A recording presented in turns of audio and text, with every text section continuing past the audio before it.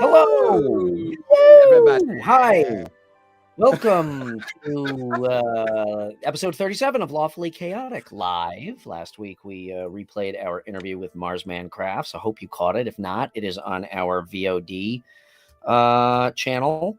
Hello, Shunjin. Oh, that would be Jeff. I can tell by you. Even I think you changed your name, but I can tell by your your profile pic there. Thank you for joining. Anyway, tonight we are back live. Unfortunately, Sharon is not able to join us. She is feeling a little bit under the weather. So we sent her home with some chicken soup and a healing potion, and hopefully she will feel better. But tonight we are going to be talking about playing, running games of D&D for younger folks. Like 8 to 13 age. I had the pleasure of running a birthday party for a dear friend of mine. Sorry, Jeff. Get out of here. No, baby, Sharon, there out of here. Yeah, This is Sharon, gonna there. go Yeah, sideways exactly. quick. Exactly. It's going to be a shit show because we have no oversight. None. But I had the pleasure of running a. Actually, you know what? Let me backtrack. This will be the intro to the show, and let's start out as we always do. Jason, do you have any announcements for the week? Oh, announcements. I've got a busy schedule in my head, but I don't know if it's firmed up yet. So with that in mind, there are a lot of big changes coming to the TTRPG Academy Twitch and other activities. Number one, we will be working very closely with Brian to get our new overlays done because that's now a new priority. Has to get done before. Well, I gotta have something ready for the first week after Thanksgiving. So me and Brian are going to talk about that later. But I am still going to stick with a certain approach. I've got a lot of new show content that may or may not be coming. I've got to do some discussions with folks. The Grain Lands will be moving to TTRPG Academy. So we'll be playing out there last. I figure we probably got maybe only a couple months left with that campaign that's going to be hitting 2 years pretty soon. And it's been an amazing journey. It's the one that Barry Bot's in, as well as a lot of the folks that drop in from time to time here to come kind of chat with us. So that is just so our audience knows, that is moving from to. That's moving from the D&D Club to TTRPG Academy. Excellent. Still going to be the same time, 4 p.m. to 7 p.m. Cool. Saturday, West Coast time. And it is a really amazing group of people. So if you get a chance, join us. Because even though you may be super behind on the stuff that happened before, I do pretty decent recaps. And if you manage to join us for what will eventually be a 2-part finale, I recap the entire campaign before we launch into a finale. I have not been able to curate that particular group because I didn't have access to the history of the videos and VODs. But all my future endeavors with D&D Club, I will. And I highly recommend that you visit D&D Club because their centric focus on getting you into games is one of the reasons why I've become such a profound and empathetic professional DM. Yeah. So in the future, TTRPG Academy will be hosting the D&D Club Instagram and the D&D Club meetup links to help you find both their social channel as well as their actual meetup channels that let you join, whether you're in the West Coast, the Central, or the East Coast. And they have a really good system for it. I love it. I think we've gone from, I think when I joined, we were 1,000 people when I joined. And now we're up to almost 5,000 people in the network. Yeah, I second that. Adam does a really, I mean, that's basically how I kind of, made my foray into the community. Also, it was just a really great double door to open, if you will, into the community. And yeah, I definitely second that.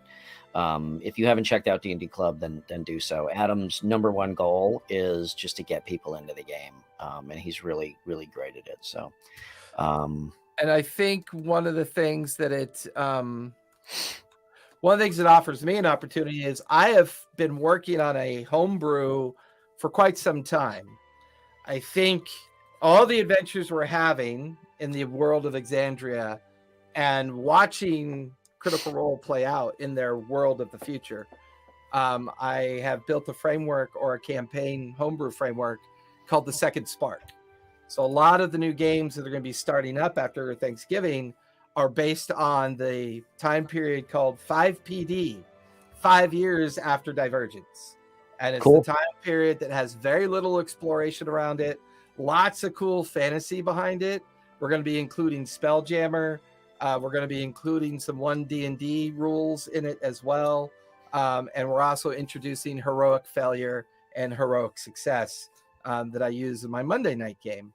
So lots of big things coming, typical end of the year stuff, just it always happens at the end of the year. Get everything done before the budgets run out. Yeah, it's so true. But I'm very fortunate in my professional career that I'm able to do this at the same time as my professional career. So lots of big stuff coming. Yeah. Excellent. And yeah, same. Not much detail on my end, just to say that, yeah, also lots happening, both visually with the show. I too am going, and I know I've been threatening this for months, but I too am going to start a streamed game of a homebrew campaign.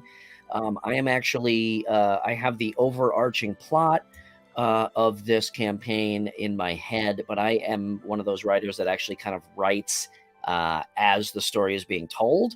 And I am utilizing 2 groups, actually, one in particular, to actually help me write this campaign. As they are going through it, it informs my decisions on how to proceed. And it has really made some fantastic writing decisions come to life. So that is, I think I've now have enough chapters written that I can start a streamed game for that. Jason, I know that you have expressed interests in playing that, so we're going to see what kind of group we can get together and get that going. But yes, the end of the year is going to be a lot of changes, a lot of upkeep, a lot of refresh, and evolution, and period.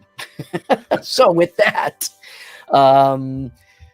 Yeah, that's true, Gary. Last year was the end of the month for spending, but our fiscal year goes from November to the following 2nd April beyond the 3rd May. So we're on a little bit of a... Well, and I've got a lot of new... I was finally able to focus on a lot of new future subjects I want to work on. I have not excluded anybody. You are all welcome to throw your hat in the ring for this game. Naturally. Well, and more importantly, I want to co-stream it. I want you to be able to stream it on RPG & Co. Oh, absolutely. That goes. And then we'll also stream it on my platform, and really, yes, really it'll be streamed on Lawfully Chaotic, RPG, and TTRPG Academy. That'll be fun. That'll be a blast. Yeah. So anyway. And some subject, I finally remembered what I wanted to talk about, so maybe this will be a good time. From 2 weeks ago. Yeah. Okay. So writing styles is what I wanted to do. Like I wanted to do a show where we could talk about the different writing styles and all the things that are going on, as well as I really want to do an art show too, where we bring art that we love and talk about art in the gaming world and talk about how it impacts. And I really want to do a couple shows on AI and what AI is doing in that creative space right now, so I finally had some time, and I told myself, write this fucking shit down. I am really kind of ashamed a little bit that I actually haven't thought about doing an art show, being an artist myself. So kudos to you for well, I want to also promote it as an art competition where on the Discord, both your socials, my socials in the Discord, I want to see if we can get some folks to chime in. There was a show I did with an artist about a year ago on the TTRPG Academy, and it was really fun. Who was that? Do you remember? I think it was Ariella. She's out of the UK. Okay. Does a lot of profile work, headshot work, and she just got busy. She just got busy. I think that is a really awesome idea. You see, folks, this is how stuff happens. This is called brainstorming. So Jason, write this down this fucking time. Sometimes so it's just a don't brain forget drizzle. it. Brain drizzle. Yeah. So write that down so we don't forget.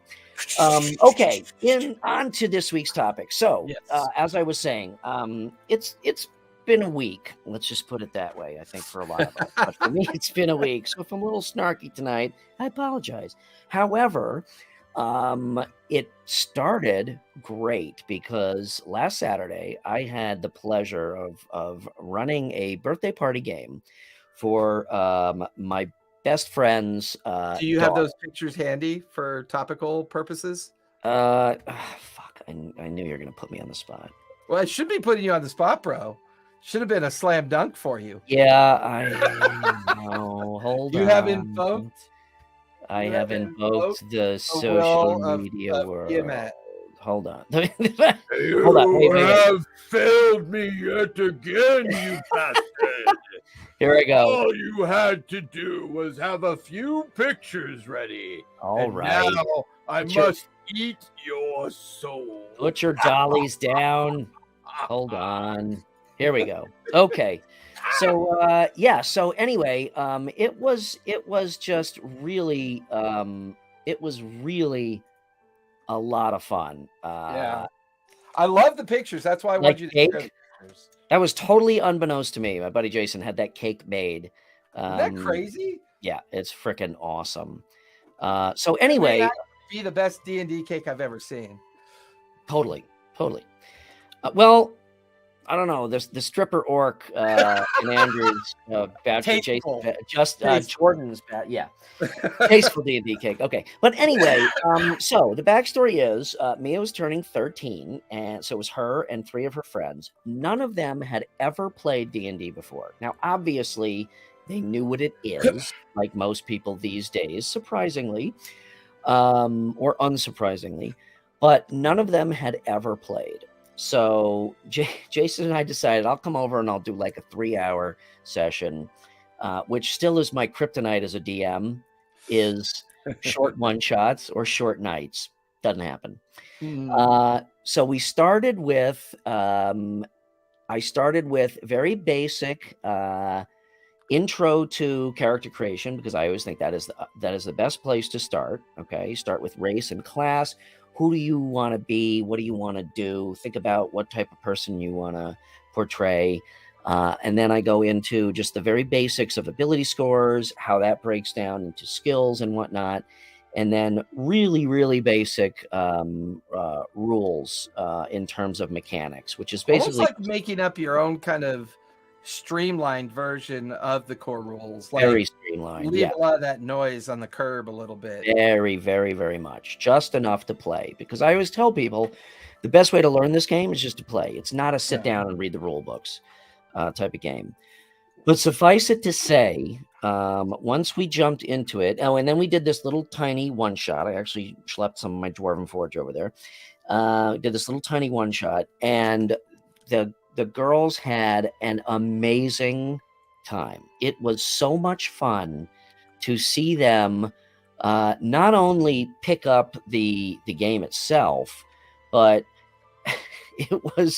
it was almost mind-blowing to see how they jumped into role-playing and made some of the same decisions that we all make. Like, I'm suspicious of everything. Everything is crap. I'm going to overplan That's because everything. that's because their parents are assholes. Yeah, maybe. I don't know. But at the same time, it was that combined with this completely different thought process than we have. And I say we, meaning anybody basically over the age of 18. Yeah, Because that's fair. kids, and it was just, some people go both ways when it comes to running games for kids that age. A lot of people may think, oh God, it's like wrangling cats and it's too hard to get them to pay attention, yada, yada, yada. I actually, in my experience in running kids games, I actually find the opposite, that their engagement and willingness to, it's not even a willingness to jump in and play and role play. It's like their natural ability is there. It's natural ability, and it's no fear. It's not like, oh, I'm shy or I'm gonna, even if they may be shy, it's like, there's no, I don't want to role play because I don't know if I'm going to do it right. There's no right or wrong to them. They just do it. And it's really an amazing thing. And I was there for 5.5 hours that night. And it was a fucking blast. I got to tell you. So I thought that would be a great topic to talk about tonight, is both teaching the game to kids that age, running games for them, and then how to go about setting up programs like that. I am actually going to do, actually started, I got one session in before COVID at my son's school of an after school D&D club. And then all the after school activities went by the wayside because of COVID. Right. And I just reached out to the administrator who takes care of all the after school stuff and said, hey, let's try doing this again. So in April or May, we're going to start that up again and do a school D&D club. So yeah, I mean, just give me, what are your thoughts on chat? What are your thoughts? Jason, what are your thoughts on running for kids? Have you ever run games for kids? The closest I've come to it recently in the past few years is Callista has a friend that was looking to do a birthday party, right? So what we ended up doing is we had a mixed generational table of both young players and older players, and we sat down and did a 4-hour one-shot as a birthday event. We played for 2 hours, took a break, had lunch, played for 2 hours, and just had a real fun, private little event that, was a really fun one shot that I wrote a long time ago. And I like to pull it out for kids because it has childlike levels of intrigue and suspicion. And, and what was really interesting is that the adult in the game was super, he was super generational. He was in his 60s. And everybody else was either 12, 14, 13. So there were a lot of young kids at the table, but they found themselves helping the dad or the grandfather more than anything else, because pretty young family. Oh, wow. That's awesome. And it was really fun to watch that dynamic play out. It was fun to watch it play out. I am... Yeah, that depends on what part of the country you're in. We're not gonna parts of the country that's frowned on, and other parts of the country they simply call that dating. So I don't know. Dude. See, this is why we need Sharon here. Probably should have just canceled the fucking show. She would have shut me down, right? Whatever. You know what? I don't give a fuck tonight. We're not going to go there. Obviously, this is through sanctioned channels only. But to that point, I found it interesting watching the discourse between the kids and the older player. And because it was family, obviously, it had a lot of humor behind it and everything else. But there were points in the game where the 12-year-old's like, I told you not to open up that chest, and then the senior's like, well, but it's a chest. You're supposed to open it, right? And then the other kid would be like, yeah, but it could be trapped. There could be something in it that's going to kill you, Grandpa. And then he just looked right at me across the table, and I just kind of shrugged my shoulders, and I said, save first poison or die. And that's actually a really good point, right? What you were saying earlier about them being super invested. Kids listen to your words. So a lot of times I find younger players to be better in my games because they're actually hearing my words. A lot of the 18 through 35-year-old players I have in my games hear me, but they don't hear my words. Yeah, I mean, so when I say, when they roll a dice, and I'll say something like, as far as you can tell, you don't see a secret door. Right. They know how to calculate that sentence. They know what that means. Yeah, and we've been in the game so long, we have preconceived notions depending on the DMs we played with, whether we know it or not, of what as far as you can tell means I gotta roll an 8 or more. It's like same thing. I do the same thing with my players when they ask, well, how's that enemy looking? And I'm like, there's levels of well, he's hurt, which means 80% of his hit points, he's bloodied, which is down to half. He's really hurt and he's on his last. I mean, it's funny how these, I guess that's really the crux of it. Well, Is the I kids actually don't want to have talk these about. preconceived notions. Yeah, I want to talk about Shunjin's point there, right? That's a safe thing to do. And I actually agree with it. The safest thing you could do is avoid teaching kids because it does bring in a lot of drama and emotion to it, right? I think the most important thing is avid love of the game. You have to help the next generation discover that love and passion. If we're not helping them do that, I don't suggest telling them to do it, but helping, guiding, encouraging, being very empathetic about the importance of having the ability to keep your fantasy and keep your love of gameplay alive for the remainder of your life. I feel like it is important to take on that risk, and I have not been challenging myself very well. And so one of my goals for spring is I want to have a couple once a month one shots with kids from schools and start working on that. Yeah, Gary, that's a good. That's a great way to try to sync up with kids is at a store. I've found either at a store or even better. And I guess, to be fair, I guess you do have to kind of be in the community. Like for me, it's easy to reach out to my son's, other school parents and say, hey, let's get a bunch of kids together and play D&D. So there is an asterisk on that. For me having a kid, it's obviously a little bit easier to find that out. To that point, I put it in the chat already. I'm going to put in another one as well. There's two ways you can still do it in a very traditional way. You've got the Young Dragon Slayers, the online D&D community, and then you have the Adventuring Portal. So they're, the idea. Hey Andrew, what's up? On? Thanks for joining. So the idea, there's not the ability to find communities as a starting point. Like lately, I've been going to stores and I want to go to libraries and reach out to those locations and say, hey, if you ever have a need for a DM to come in and do some work or, whatever you need one for, hit me up, Yeah. So that brings up a good point. And I certainly don't want to, oh shit. You know what? Sharon wrote notes for us and I've got mine open, old man. Where are yours? Oh, do you? Okay. Of course, I just pasted the link. I got them. I got them right here. Give me 10 minutes to read this over. No. Yeah, we are going to touch upon those points. I guess when I think of running, Andrew, we're just to read. Well, Andrew, we're talking about teaching and running games for younger kids. I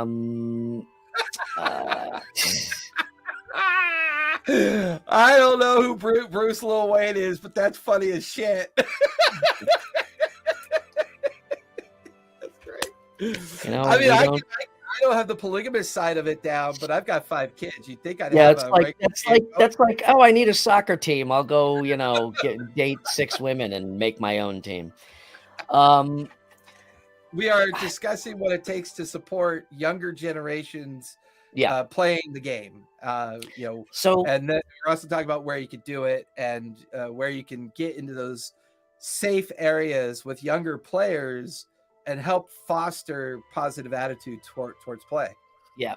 So there are obviously, online kids groups for D&D. I'm more focused on activities. Okay. The fact of the matter is that schools, and again, to Gary's point, you have to be careful how you approach it, especially if you're somebody without kids just saying, hey, I want to come into your school and play games with kids. Obviously, again, okay, we're not going to get into that shit because we all know, Yeah, exactly. So all jokes aside, schools, libraries, boys and girls clubs, they are usually just aching for programming. So to suggest that you could run a club like that, it's a lot easier than you would think to get a response. It's really just finding out who to talk to. And then even beyond that, obviously, if it's through a school or a library, there's there's automatic oversight, which is an important thing. But if you establish yourself as a DM, there is a point at which like doing birthday parties or bar and bat mitzvahs or graduation stuff. I mean, it's and that's another thing. Parents too are looking for, after a certain age, you're like, oh, what the fuck are we going to do for this kid's birthday again? So there's a lot of opportunity to put these programs together. And really, I think that it just takes, like I said, getting in touch with the right person. And yeah, I do remember that. So one of our other core group, my buddies and I. Yeah, Bruce, I agree on that one too. Like getting out to the, to the scouts, getting out to the different clubs, and once again, fostering some confidence behind parental child communication and understanding what that joy means, to be given the opportunity to play. There are a lot of kids, there are a lot of 18, 19, and 20-year-olds that play in my game, and they're like, man, I wish I had you as a parent, Jason. I would have learned about D&D a long time ago. Yeah.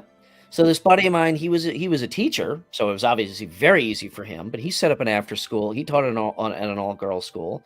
And he set up an after school D&D club, and it was like immediately full up, right? Yeah. Yeah. I mean, it's not the first thing that comes to mind in school is Dungeons and Dragons Club. Now, after Stranger Things and the Hellfire Club, I should have worn my Hellfire Club t-shirt tonight. Yeah, I know, right? It's not such a crazy idea anymore. So again, I think it's just as easy. It's as simple as. And I feel like such an idiot, Bri. Why is that? You know who we should have had on with us tonight? Who? Adam. Oh shit. That's what he does for a profession. He teaches. Yep. He runs D&D for kids. There you go. His whole library is that. His current profession is to do that. And I'm kicking myself for not reaching out to him. Yeah, I didn't even think of that. But yeah, that's a good point. I've seen some of those Reddit posts. I've seen, like, I put together an adult meetup group at a brewery, and I was expecting 5 people. I eventually had 45 people trying to get into that group, and it's so true. Yeah. But there are contemporary ways to do it. There's the library, there's the school clubs. I think another potential way of doing it too is to go to the junior colleges, right? And promote the idea of it there and say, hey, do you have a little brother or little sister that visits you at school? Do you want them to have some time here? I mean, maybe a D&D club in a junior college environment as well. So this is a really important point. Okay, D&D does teach a ton of life skills, and Sharon had some of this stuff on her notes. Oh yeah. So I mean, obviously, first and foremost, it fosters creativity, and that's why that's one reason why kids are just so naturally good at jumping into the game is because of their imagination. I mean, we've all played the floor is lava or a pirate ship out of a cardboard box or that shit. Oh my god! So when I was a kid, because I was already playing D&D by 9. Yeah. Well, we had this really stupid game that we played in the garage driveway, right? You had the garage door. Yep. And what we played is we played a version of Catapult. So on one half, somebody would take a chalk and, draw their castle and their village and their city and their whole medieval kingdom. And on the other half, you draw the comparative one. And then you spent you throw tennis balls at each other and you were the gods blocking the catapult shots that were tried. So every time the ball would hit a spot of your kingdom, the opponent got to come over where it hit and then take some red chalk and do the explosion of the catapult. You did the exact same thing, but on a smaller scale, not life size, but with like Star Wars figures on a pool table. Yeah. It was a blast. We even had a couple of girls in the neighborhood. They would come in and they were doing like all the they would switch with us. They'd attack each other and then we'd attack and then you take turns blowing up each other's city and village and And if you hit a certain spot, you got to move you got to draw an army, like an army token that was moving towards your city. And it was, we and this is with a driveway and a piece of chalk. Yeah, it was a lot of fun. So the creativity, it fosters creativity. I would say that's number one. It teaches compassion, inclusion, and morality. Obviously, D&D as a game has evolved massively now that it become so mainstream. It's shown us all that it is much more than just, I walk into a tavern and I look for some work and then I roll some dice.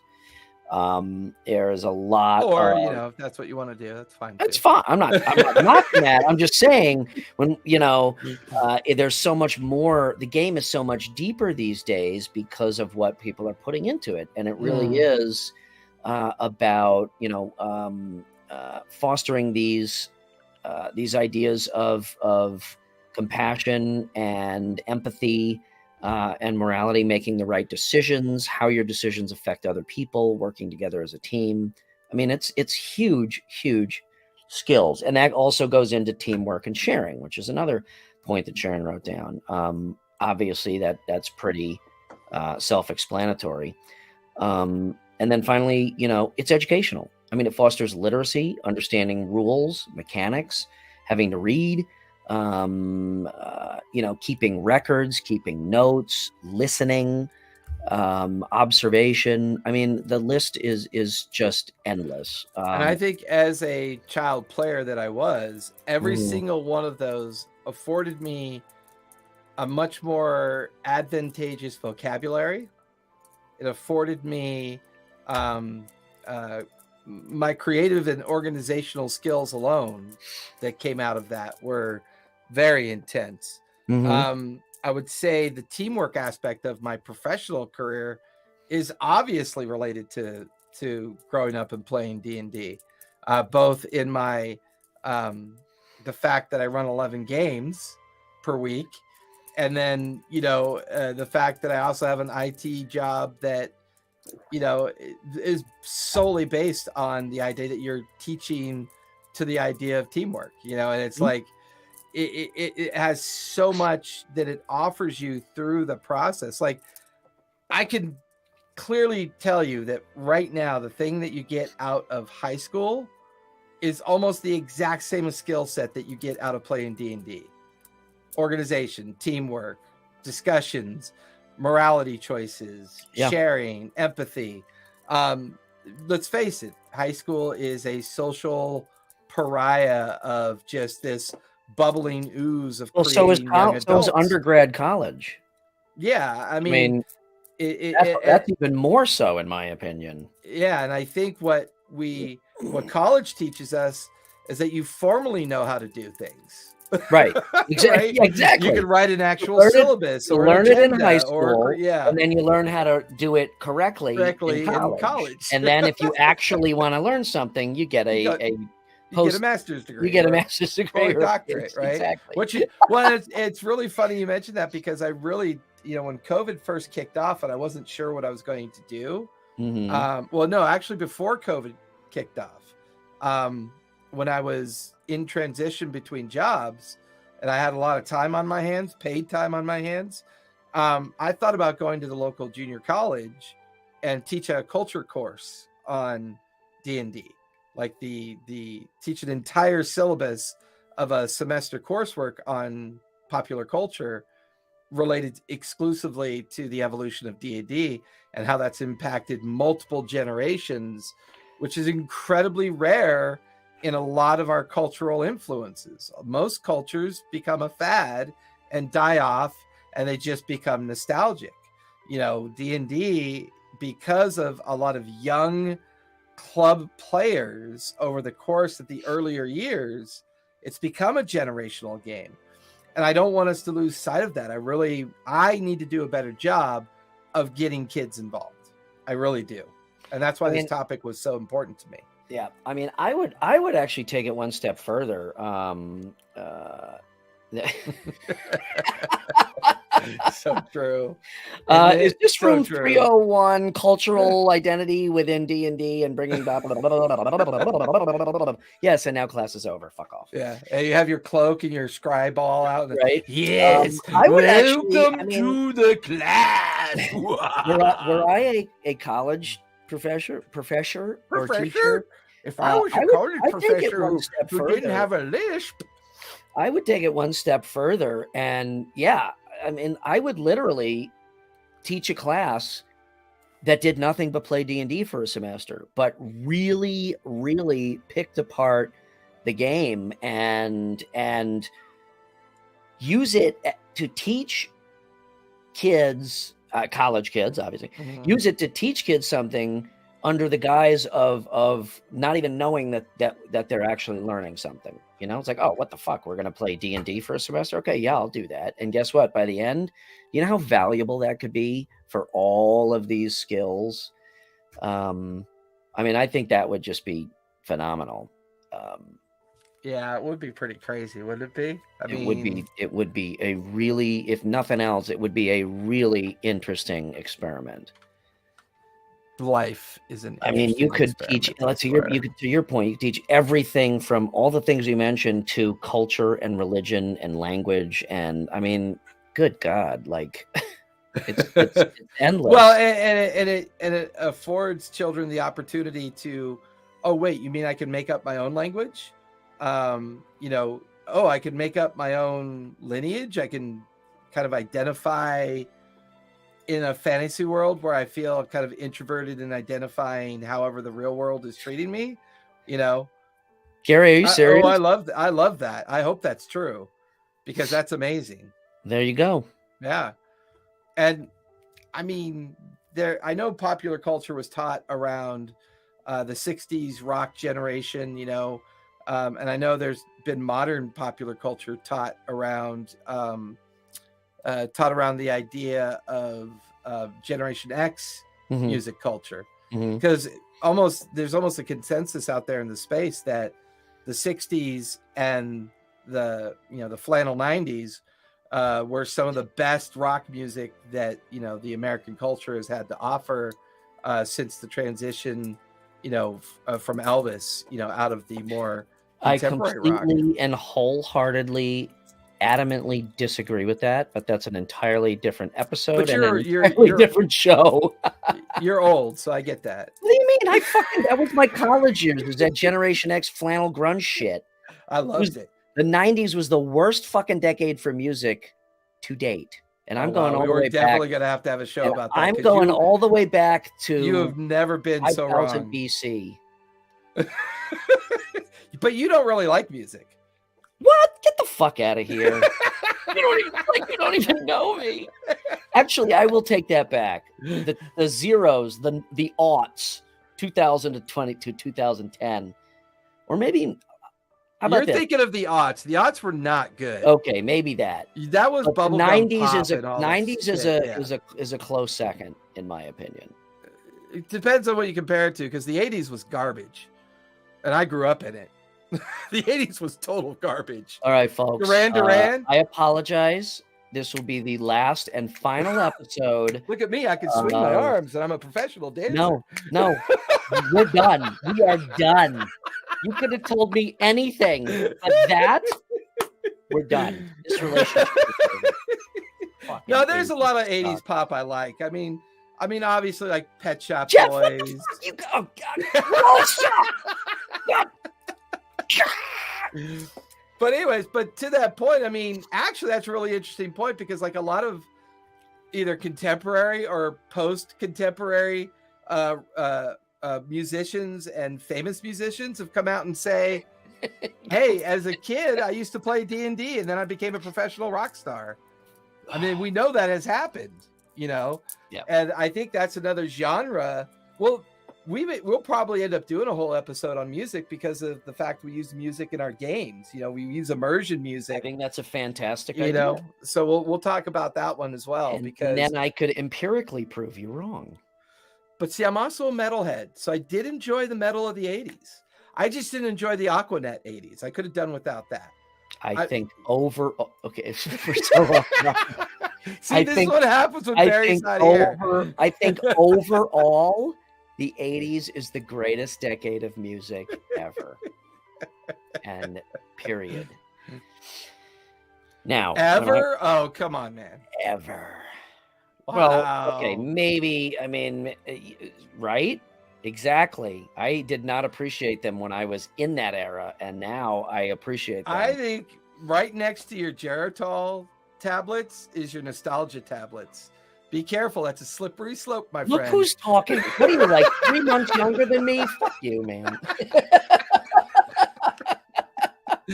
Oh, Conan the Barbarian soundtrack. Oh, We're yeah, definitely going to talk about that. Okay. All right. I think let's all agree on the Conan Barbarian soundtrack as the epitome of D&D music. Thank you, Jeff, for defusing this situation. Yeah, that is when it comes to D&D, that is always our go-to. Somebody cue up the Conan soundtrack. Damn it! We're just talking in a tavern. Somebody cue up the Doom music now. Oh, okay. Where the hell were we? Oh, life skills and whatnot.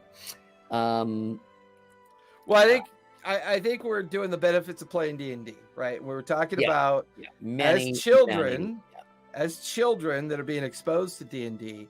The one thing you can't avoid, like you can see all these amazing skills.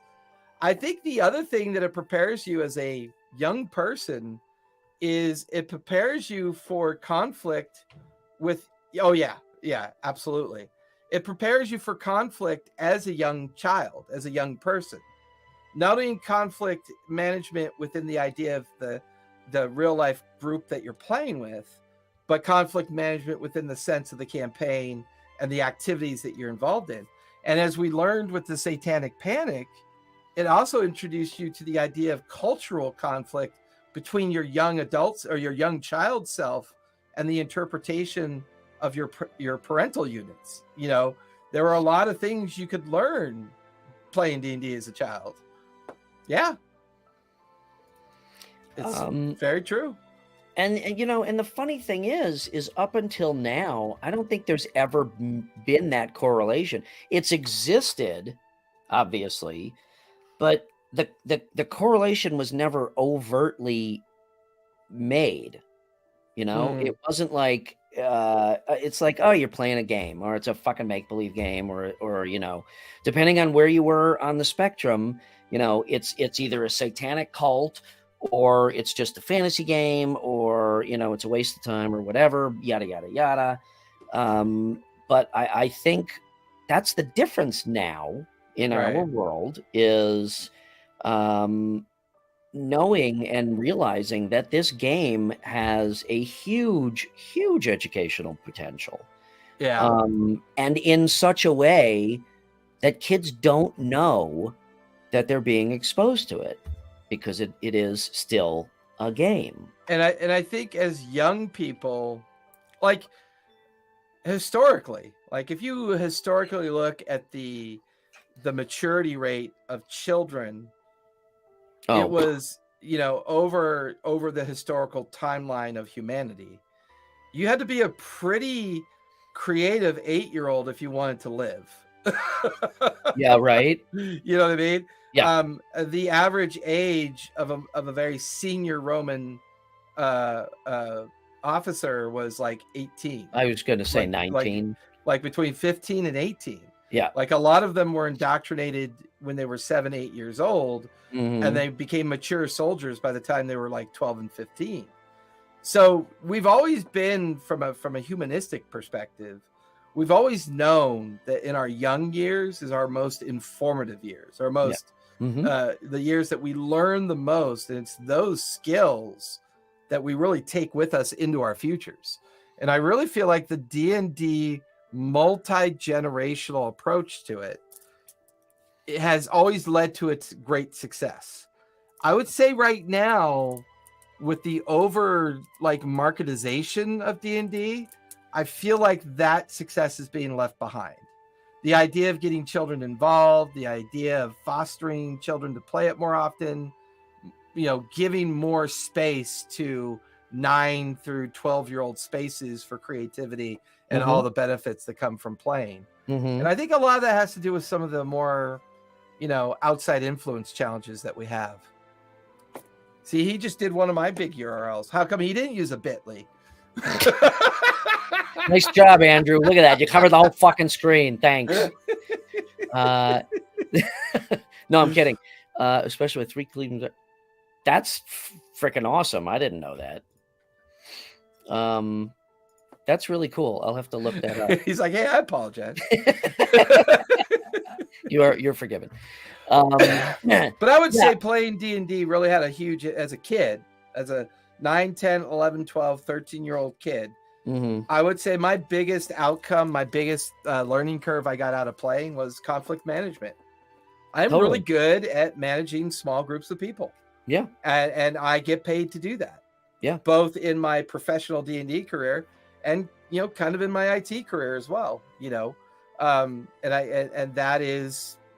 that's the number one skill that has put food on my table, for the last 35 years. Yeah. I mean, it's just, it's awesome. And like I said, the meat of it is when you do it, like all this wonderful stuff, if we put it aside for a second, the greatest thing is just when you do it, you realize how much fun it is to play with a bunch of kids. Yeah. It just keeps you young, and it reminds you, like, oh my God, I remember when I used to use my imagination like that, when it wasn't constrained in this societal box that we all just end up kind of growing into through our experiences in life. It's just awesome. Like I said, the girl at Mia's group Saturday night, it was really freaking awesome. Can you throw that picture up again? Because I really love the look on their faces. I mean, they're having a good time. And it was genuine. Like I said, they were 100% engaged, and they were 100%. I love the martini poster behind them. You want to know something? I boosted this post, and it got rejected because of the fucking alcohol. Yeah, it did. At first I thought it was the martini that I actually had next to my computer right here, right next to my iPad. Right. But no, it's probably the poster behind it. Because it had the actual word in it. Yeah, I know. I was like, and the one thing I kind of overlooked in the summary of your discussion at that party, it was a table full of women or girls about to become women. That too. I think that's very underserved. Oh my God, it was. You could surf the Twitch space and the YouTube space, and it's still predominantly, a male involved, activity. It is, but I am amazed every day that I'm involved in the game, how many more girls and women are getting involved in the game, and I think it is fantastic. Absolutely, I have women in every single one of my games but one. Yeah. And out of 11 games, I find that just so amazing and so affirming to the game. Without going down that path, I'll say that, the female perspective always is a good thing, right? Oh, yeah. A room full of men making decisions. Yeah, they made a movie. They made a movie about that. I know. They made a movie about that. If you haven't seen it, I recommend you watch it. That'll define, or at least help you understand a lot of mysteries. Yeah. Sharon isn't here. This is not sucking up to Sharon. This is it's very true. It is very true. The Grain Lands campaign, a really good example, right? 3 women, 2 guys. Great balance, a lot of fun. They all love it, and they're all having a good time. I would love to have been their DM when we were all young. That would have been amazing. Yeah. But my point about the girls, and that occurred to me like halfway through. I'm like, oh, it's a table full of girls playing D&D. This is fucking awesome. Yeah. But it was so amazing seeing. It was this weird dichotomy between their role playing and decision making process being the same as all of us. Like I said, like I'm suspicious of everything. Everything's a fucking trap. Let's overthink everything, right? It was Right. hilarious. First time players, and they were basically fulfilling that D&D player trope to a T. And I'm not always a huge fan of mentioning DM's Guild, but I will say Barry did a good job of doing some research on DM's Guild. And she found 3 titles that she felt. Well, hang on one sec. Yeah. Hold that thought, because the other, I just want to finish this thought. If I sorry, go ahead. Yeah. The other half of that dichotomy was that outside the box thinking. Okay, so even as they were fulfilling the call it the prophecy of the D&D player, playing like a player should, there was also this aspect of stuff that I would have never fucking thought of as a player. And I was like, wow, this is really amazing. I just wanted to finish that thought. Andrew, no, they all played females. However, I have had many players in my campaigns, both male and female, play members of the opposite sex. Oh, yeah. I actually think, if I'm right, a couple of my new campaigns that are starting, almost all the guys are playing girls, and most of the girls are playing guys. Jeff's playing a female character in Gary's game. Well, if your Tuesday game actually does get off the ground and you really want to get that going, I will probably play a female gnome bard who's a distant relative of Scanlan, who has traveled to the Forgotten Realms. That's fine. Go for it. I think that's fucking fantastic. Okay, so anyway, I'm sorry. Jump back into Sharon's notes. I'm going to let you for a while. So, and to be clear, the reason why I'm not a big DM's Guild person is because I don't think they pay their creators enough. I think their corner on the market for licensing is not good for the creative space. That's my saying that. However, I went and checked these out. She's right. These are really good. I think I ended up buying one of them to see if I can get my younger kids to play in it. She found 3 really good titles that I liked. An Ogre and His Cake, which is amazing. It's an adventure where the players have to retrieve a birthday cake. I think that's a really good content creation for like that, 7 to 9-year-old crowd that is just looking for the fun of the game and not necessarily the true combat mechanics of the game. There's In the Black Midwinter, a holiday themed adventure where PCs battle an ancient evil threatening a remote village. So now you're in the 12, 13, 14-year-old category with the content. So I really liked how she did that. And then she does make mention of there's one on here I think is a good one, but she also makes mention of the Wild Beyond the Witchlight, which I think is a good one for the 15 to 16-year-old crowd. I think it can be fun.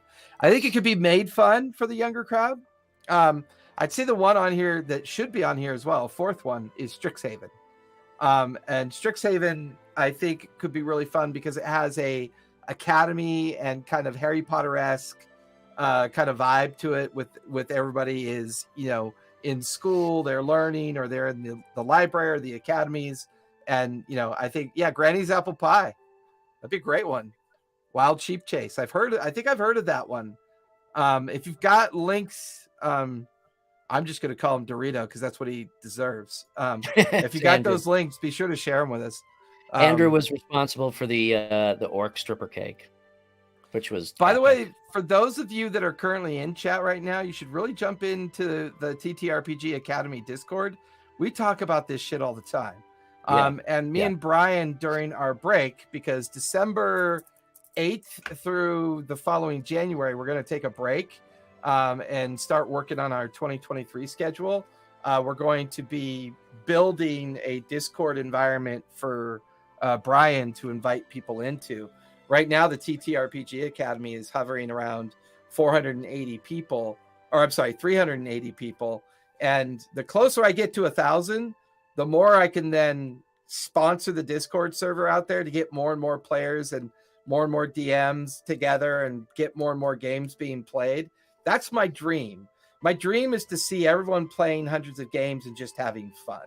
That's really what it all boils down to for me. Just wanted to plug that in there real quick. Yeah. So December is going to be a big planning month and even more collaboration. Yes. What else do we have? Andrew's digging up. Oh, here we go. Thank you for putting those in the chat. Awesome. Thank you. So it is DM's Guild. What is that one? You know what, Flan? Even though you constantly troll us about the negative aspects, I will always protect your right about it. I will never take it away. I'll never take your license away. I just hope someday every you get episode to play in a game. Yep. Yeah. I mean, at least we know she's always here. Right? And Wild Sheep Chase. Thank you, Andrew. Yeah, so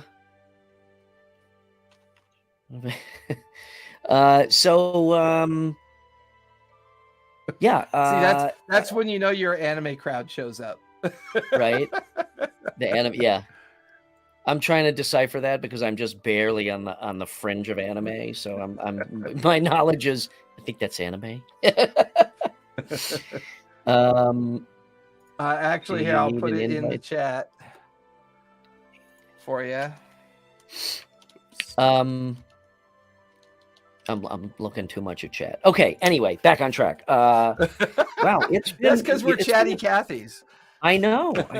It's been an hour already. Yeah, it's just like I said. Saturday was more. I'm butchering this thought, but Saturday was it proved to me for the X number of time. It wasn't the first time. How rewarding it is teaching kids the game and running games for kids. I wouldn't be afraid of it. Yeah, it is also challenging, but you know what? To be really honest, I've had fucking challenging groups of adults that won't shut the fuck up and listen to me. So, 6 of one, half dozen of the other. Yeah, it's always going to be like that too. It's always going to be that challenge. But as a DM, I wouldn't be afraid of it. It's amazing to see the thought process. And it also just to see the excitement when they start to understand the game and when they start rolling those dice and understanding what the dice rolls are for. And you know what else is fun? I did this once too. It was a mixed group of adults and kids, fully mixed. It was like half and half, parents and kids. And that too was a little unwieldy only because it was 9 people, which I personally think is too many people to, it's a lot of people. Yeah. It's a lot of people just because combat takes for fucking ever. But the dynamic overall between the 2 different generations was fantastic because again, a lot of times, the kids were like, oh, I didn't know you could do that. And now, they were learning from the older generation as they went. And the older generation was, I would have never fucking thought to do that. I'd be rolling. They would have when they were younger.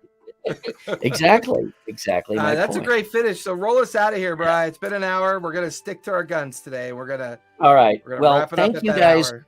Thank you all for joining us. It was a really engaging chat and a really fun topic. Sorry Sharon couldn't be here. She will be back next week, hopefully, to keep us in line. With her voice. Yes. Jason, where can we find you? TTRPG Academy on Twitch, Twitter, Instagram. We're all over the place.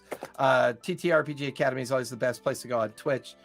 You can also find me in our LinkedIn socials in there as well. So, Brian, where can we find you? As always, best place is Instagram, RPG and Co. Otherwise, all my other channels are on Linktree at also RPG and Co. Check out my website. I got a bunch of cool merch on there. I think it's cool. I wear it all. So. As I said, as Jason said, we will be back next week We will take the following week off for Thanksgiving. We will then have programming up until December 8th, whatever Thursdays that involves.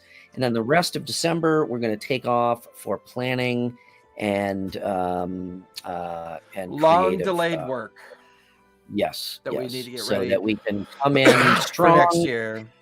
for next year in 2023. But like I said, as always, thank you guys all for joining us. You really make this show work. It's just so much fun engaging with you guys. So thank you once again. And Jason, what do you say as we roll out? Be kind, be safe, play a game. It's good for your mental health. See y'all. Bye. Later.